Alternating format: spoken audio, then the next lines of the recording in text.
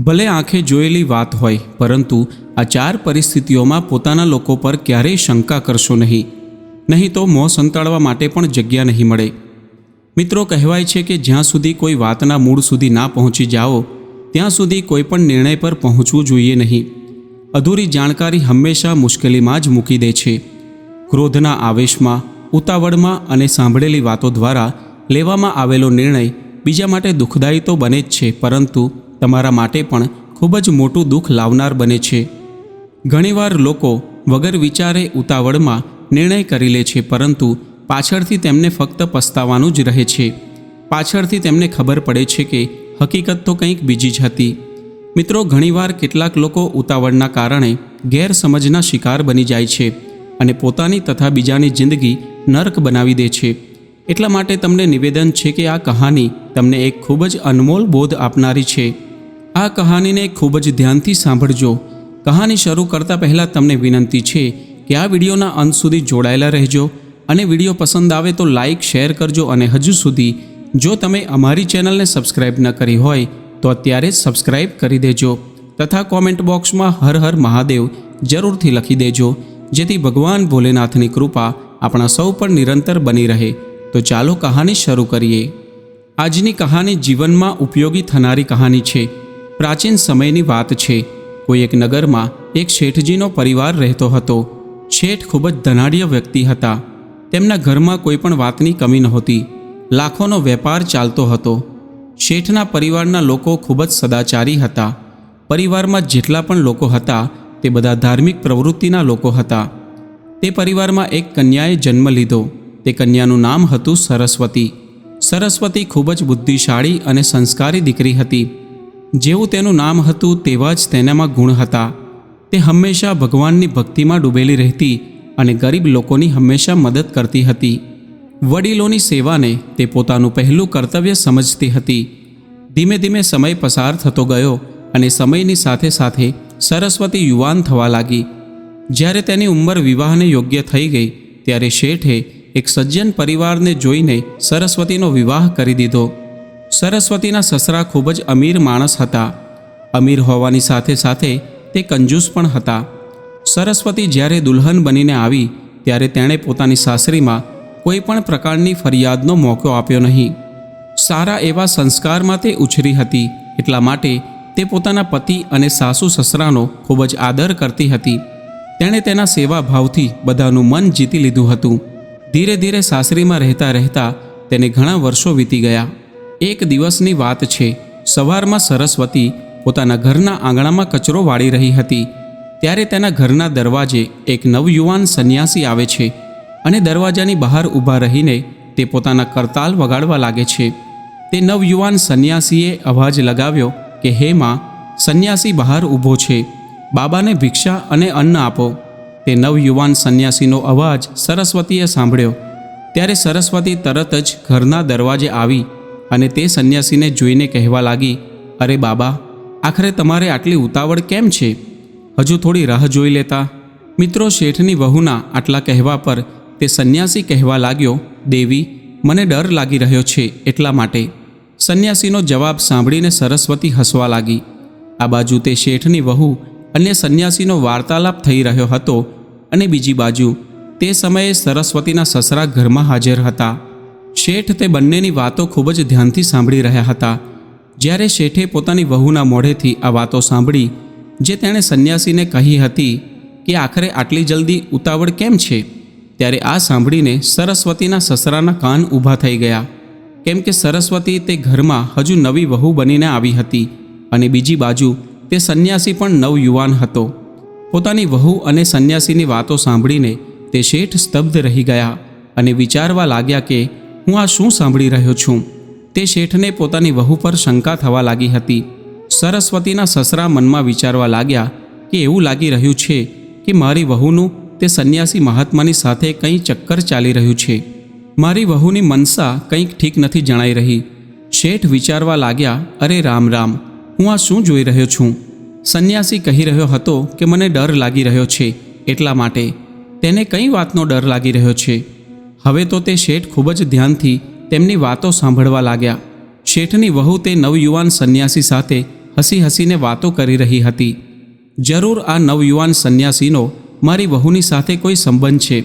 હવે હું જોઉં છું કે આ બંને આગળ શું વાત કરે છે. હવે તો તે શેઠ પોતાના ખાટલામાંથી ઊભા થઈને ઘરની બારી પાસે આવીને ઊભા થઈ ગયા અને ચૂપચાપ ત્યાં રહીને તે સંન્યાસી મહાત્મા અને પોતાની વહુ વચ્ચે થઈ રહેલી વાતોને સાંભળવા લાગ્યા.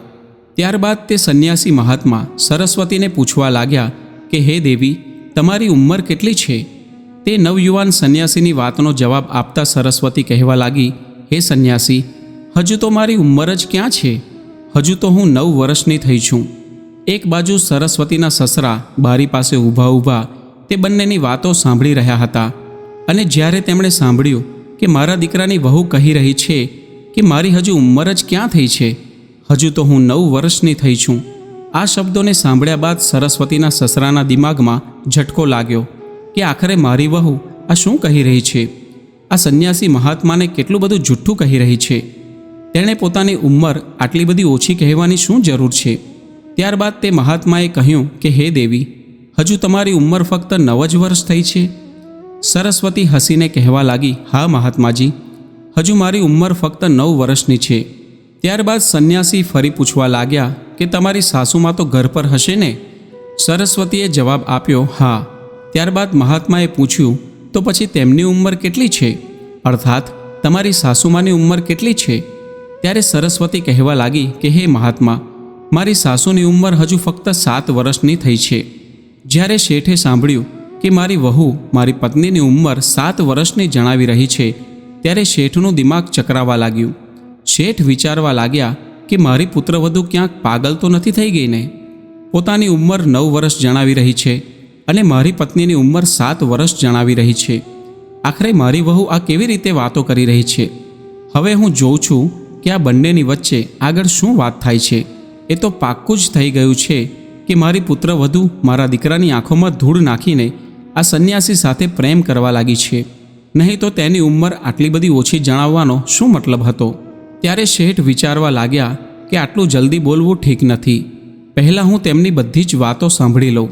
જ્યારે સંન્યાસી અહીંથી જતો રહેશે ત્યારે હું મારી વહુને પૂછીશ અને તેની ફરિયાદ મારા દીકરાને કરીશ. ત્યારબાદ તે શેઠ તેમની વહુ અને સંન્યાસી મહાત્માની વાતોને ખૂબ જ ધ્યાનથી સાંભળવા લાગ્યા. સંન્યાસી મહાત્માએ સરસ્વતીને બીજો એક પ્રશ્ન પૂછ્યો કે દેવી, તમારા પતિની ઉંમર શું છે? સરસ્વતીએ ફરીથી જવાબ આપ્યો, મહાત્માજી, મારા પતિની ઉંમર શું જણાવું?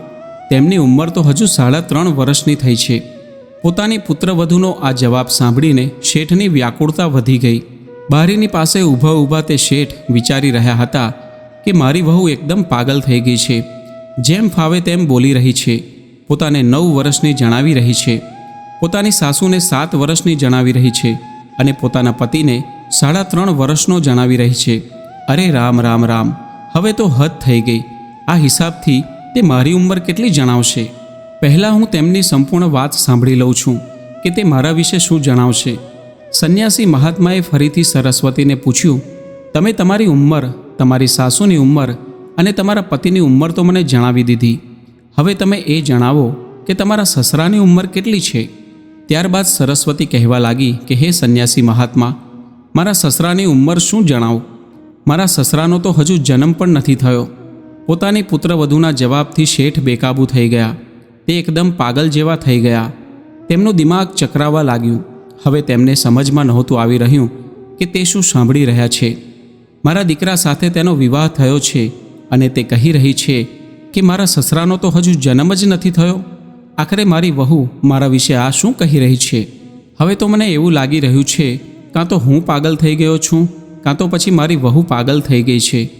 હવે તે શેઠની વહુ તે સંન્યાસી મહાત્માને ભિક્ષા આપ્યા બાદ ઘરમાં પાછી આવી ગઈ. હવે મનમાં ને મનમાં તે શેઠ આગમાં સળગતા હોય તેમ ઘરમાંથી બહાર નીકળી ગયા. ત્યારબાદ તેમના મનમાં વિચાર આવ્યો કે મારી વહુ પાસે જઈને પૂછું કે તે નવયુવાન સંન્યાસી સાથે હસી હસીને શું ઉલટી સીધી વાતો બકી રહી હતી. પછી તેમણે વિચાર્યું કે ના, મારી વહુ તો ચરિત્રહીન છે. હું શું કામ તેને આ બધી વાતો પૂછું? મેં તો જાતે જ મારા કાનોથી આ બધી વાતો સાંભળી છે અને આંખોથી જોઈ પણ લીધું છે. જરૂર તેનો સાધુ મહાત્મા સાથે કોઈ અનૈતિક સંબંધ હશે. મારી વહુએ તો અમારું નાક કપાવી નાખ્યું. હવે હું તેને મારા ઘરમાં 1 મિનિટ પણ નહીં રહેવા દઉં. હું આ વાત પંચાયતની સામે મૂકીશ.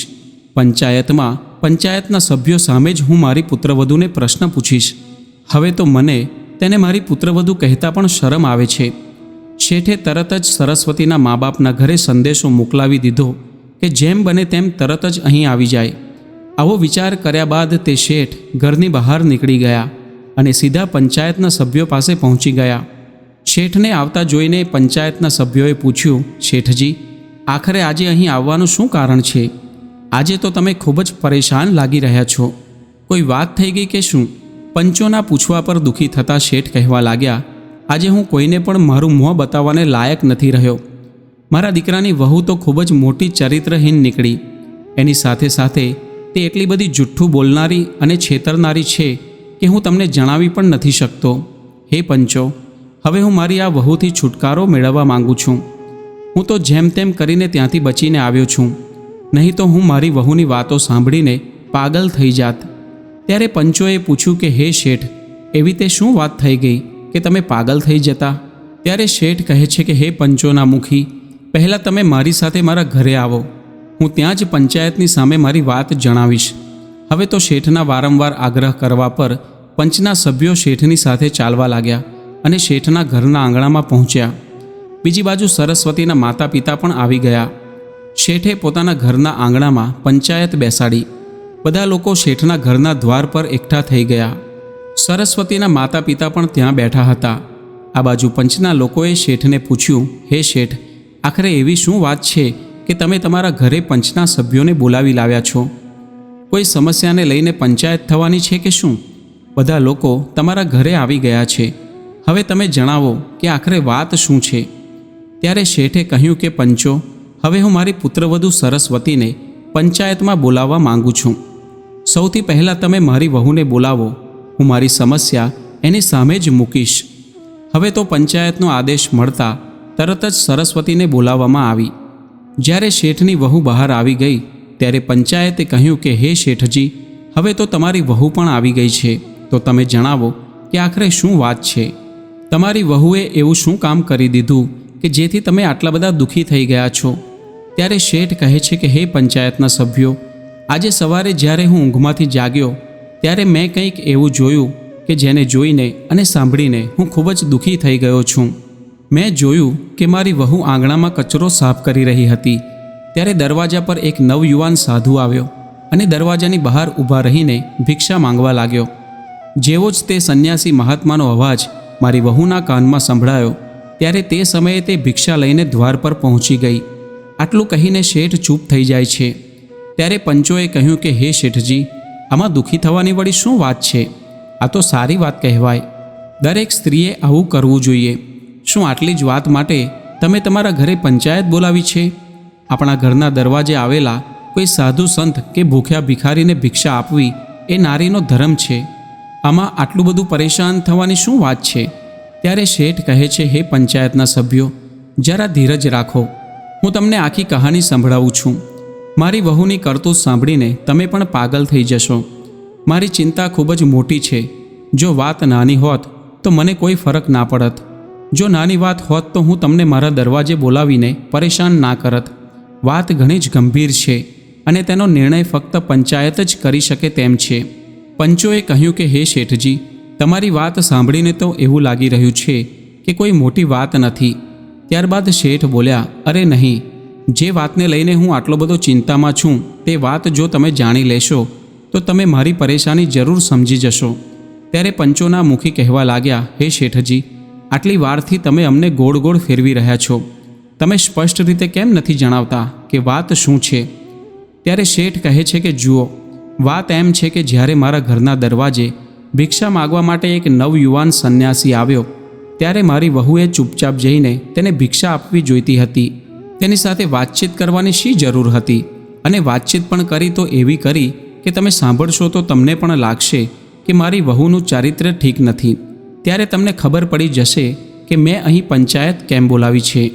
હવે તમે મારી વહુના મોઢેથી જ સાંભળો કે મારી વહુ અને તે નવયુવાન સંન્યાસી વચ્ચે શું વાત થઈ હતી. શેઠે જ્યારે આટલી વાત કહી ત્યારે તેમની વહુ કહેવા લાગી કે પિતાજી, જણાવવા માટે તો હું પણ કહી શકું છું, કે મારી અને તે મહાત્મા વચ્ચે શું વાત થઈ હતી, પરંતુ પિતાજી, ઘરમાં પંચાયત તમે બોલાવી છે, એટલા માટે પહેલો તમારો અધિકાર છે, તેથી તમે જ જણાવો. ત્યારબાદ હું તમારા દરેક પ્રશ્નોના જવાબ આપીશ. વહુની વાત સાંભળ્યા બાદ પંચાયતને પણ લાગ્યું કે તેમની વહુ સાચું કહી રહી છે. ત્યારે પંચોએ કહ્યું કે હે શેઠજી, તમે વાતને આમ તેમ ના ફેરવશો.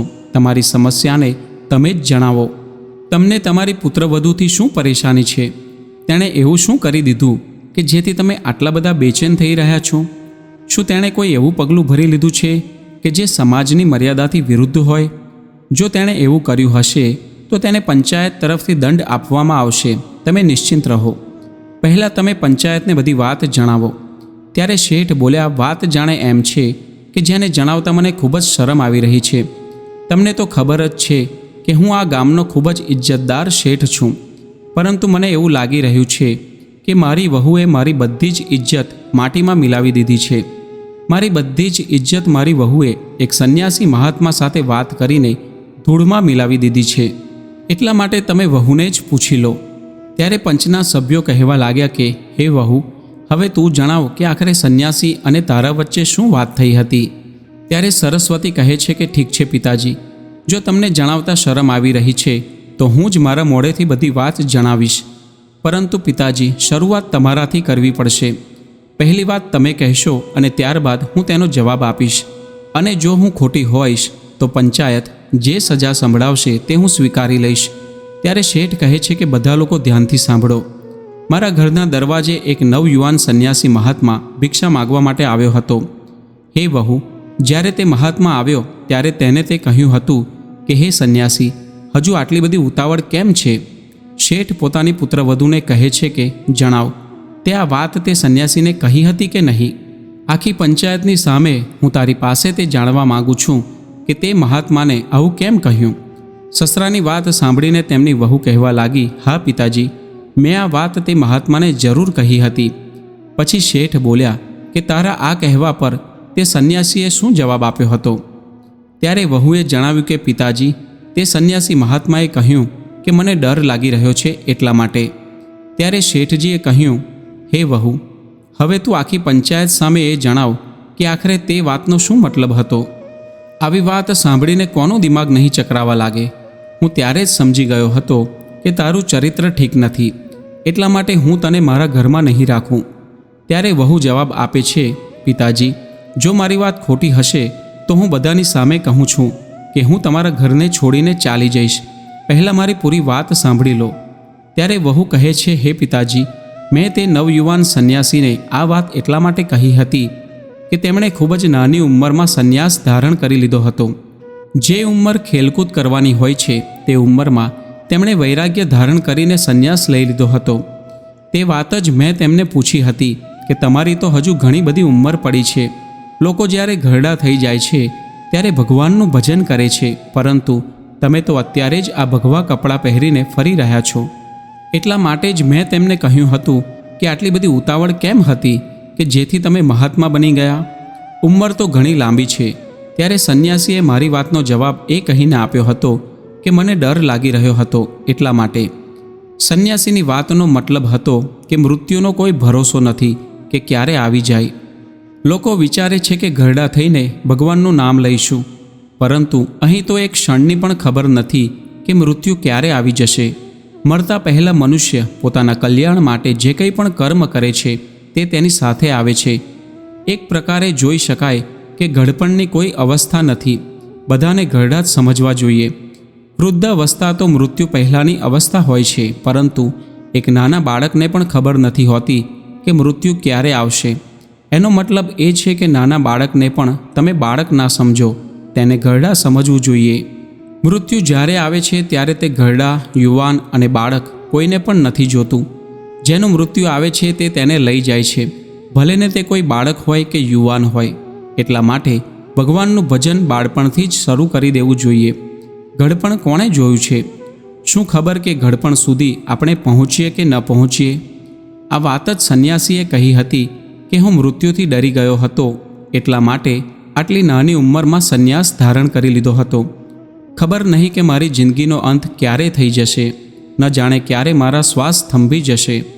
મેં મારી યુવાનીમાં ઘણા બધા લોકોને મરતા જોયા છે, એટલા માટે મેં ડરના કારણે જ યુવાનીમાં જ સંન્યાસ ધારણ કરી લીધો. એટલા માટે તે સંન્યાસી મહાત્માએ મારા પૂછવા પર આ જણાવ્યું કે મને ખૂબ જ ડર લાગી રહ્યો હતો. હવે તમે જણાવો પિતાજી કે મેં અને તે સંન્યાસીએ શું ખોટી વાત કરી? વહુની વાત સાંભળીને પંચાયતના બધા જ સભ્યો વહુની બુદ્ધિની પ્રશંસા કરવા લાગ્યા. હવે બીજી બાજુ શેઠને પણ સમજમાં આવી ગયું હતું કે મારી વહુની વાતોનો મતલબ તો એકદમ સ્પષ્ટ હતો.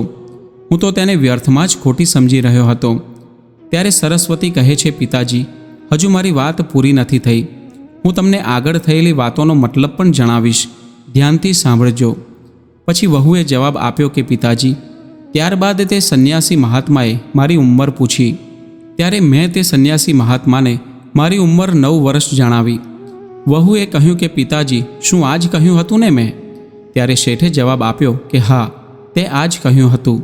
પોતાની ઉંમર સંન્યાસી મહાત્માને 9 વર્ષ જણાવી હતી. તું તો 30 વર્ષની થઈ ગઈ છું, તો પછી તે સંન્યાસી મહાત્માને આ જુઠ્ઠું કેમ કહ્યું? તારા જુઠ્ઠું કહેવા પર મને તારી નિયતમાં ખોટ લાગી. ત્યારે વહુ કહેવા લાગી કે પિતાજી, થોડી ધીરજ રાખો. હું તે પણ તમને જણાવીશ કે મેં તે સંન્યાસીને આવું કેમ કહ્યું હતું. મારી ઉંમર તેને 9 વર્ષ કેમ જણાવી હતી?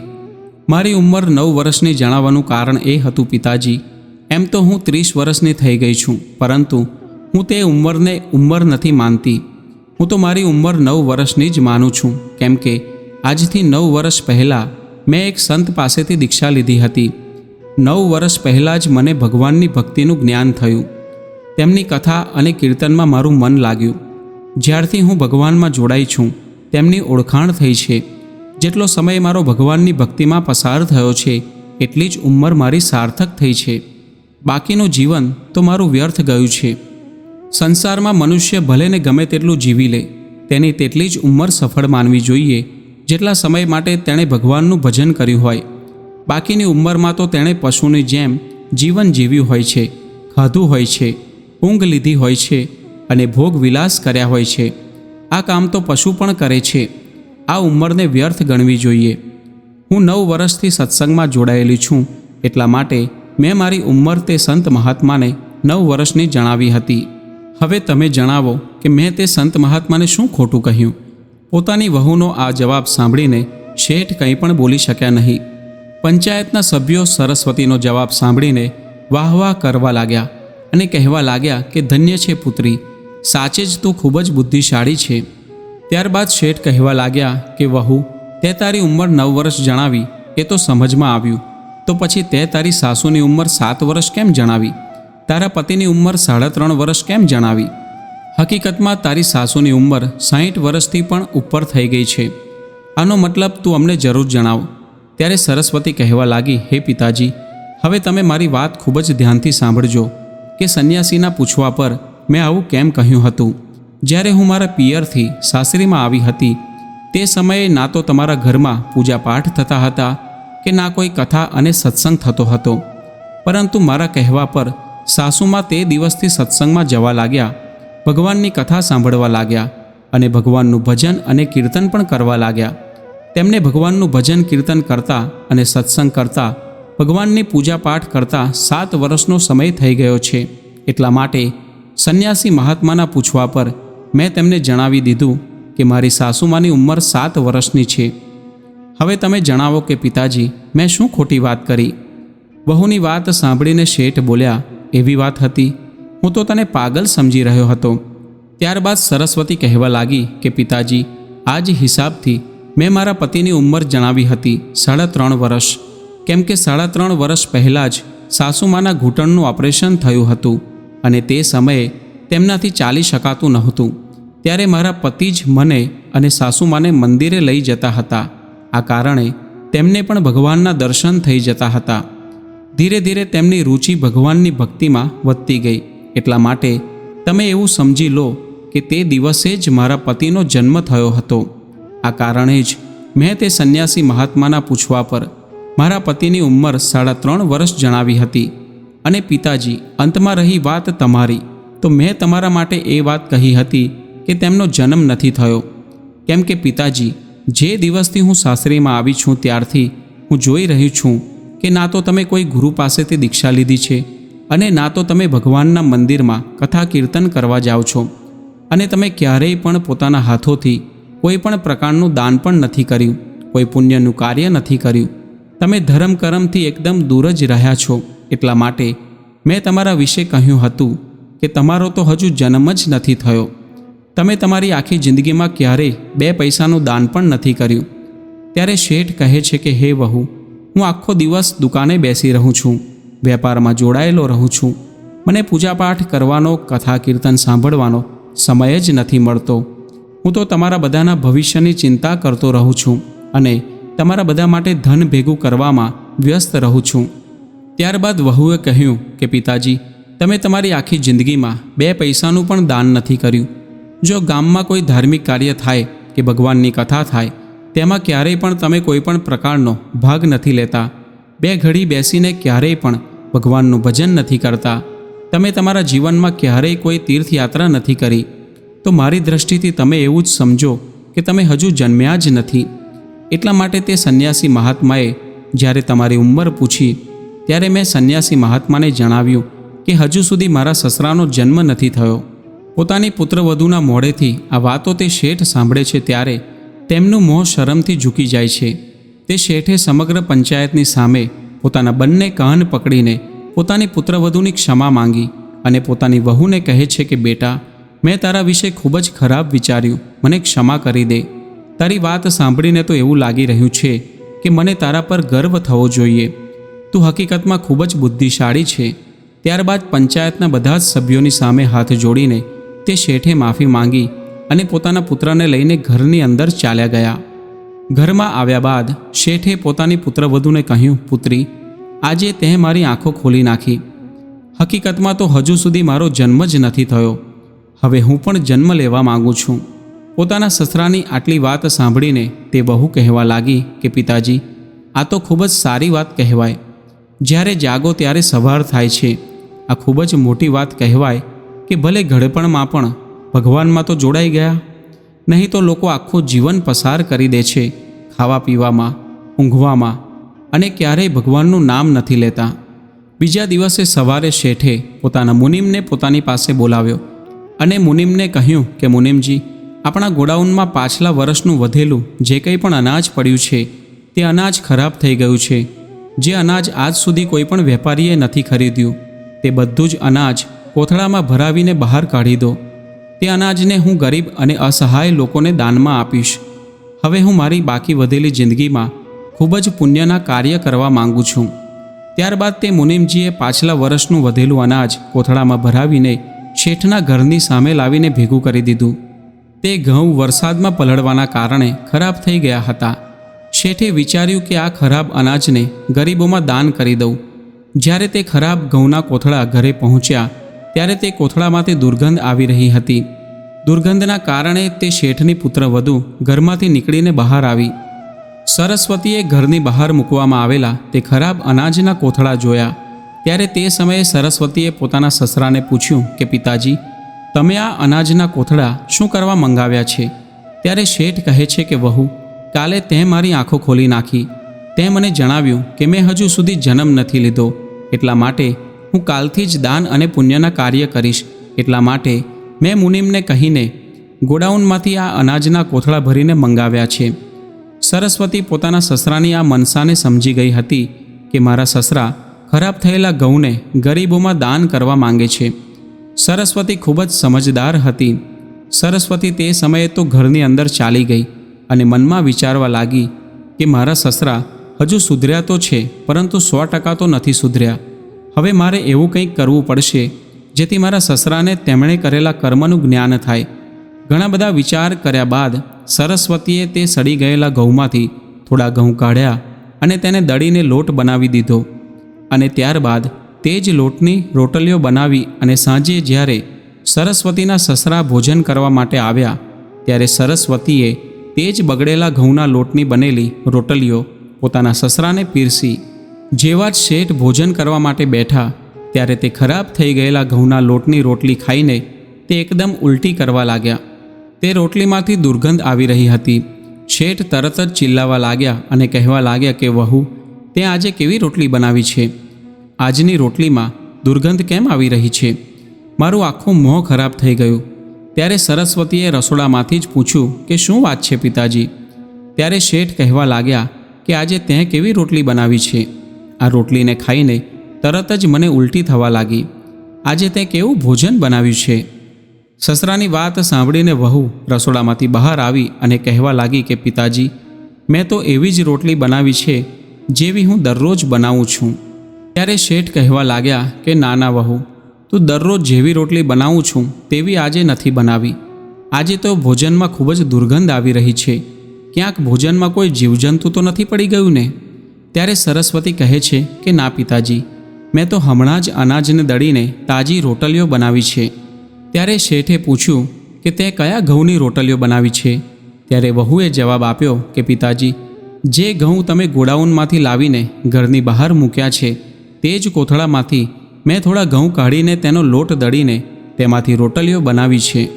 જ્યારે શેઠને આ ખબર પડી કે તે સડી ગયેલા ઘઉંમાંથી આ રોટલીઓ બનાવી છે, ત્યારે તે પોતાની વહુ પર ચિલ્લાવા લાગ્યા કે વહુ, તે સડી ગયેલા ઘઉંમાંથી રોટલીઓ કેમ બનાવી? હું તો તે અનાજને ગરીબોમાં દાન કરવા માટે લાવ્યો છું. આપણા ખાવા માટે તો મેં સાફ કરેલા સારા ઘઉં ઘરમાં મુકાવી દીધા છે.